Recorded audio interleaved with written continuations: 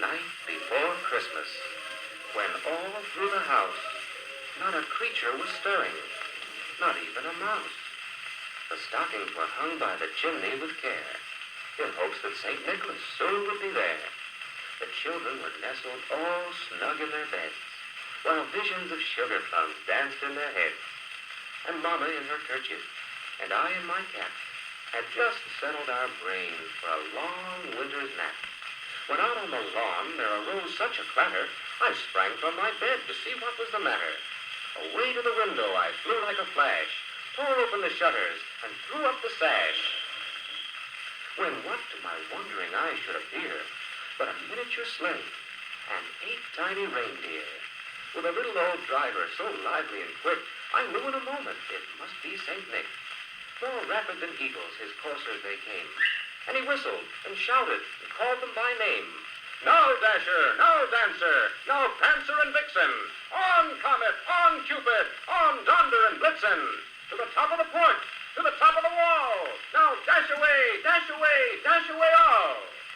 So up to the housetop the coursers they flew, with a sleigh full of toys, and St. Nicholas too. And then, in a twinkling, I heard on the roof the prancing and pawing of each little hoof. As I drew in my head and was turning around, down the chimney St. Nicholas came with a bound.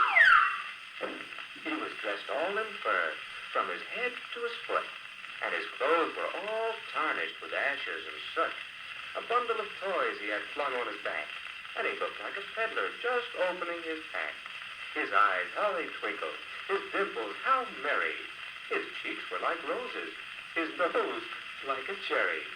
His droll little mouth was drawn up like a bow, and the beard on his chin was as white as the snow. The stump of the pipe he held tight in his teeth, and the smoke, it encircled his head like a wreath. He had a broad face and a little round belly that shook when he laughed like a bowl full of jelly. He was chubby and plump, a right jolly old elf, and I laughed when I saw him in spite of myself. A wink of his eye and a twist of his head soon gave me to know I had nothing to dread. He spoke not a word, but went straight to his work and filled all the stockings. Then turned with a jerk, and laying his finger aside of his nose, giving a nod, up the chimney he rose. He sprang to the sleigh, to his team gave a whistle, and away they all flew like the down of a thistle. But I heard him exclaim ere he drove out of sight, Happy Christmas to all, and to all a good night.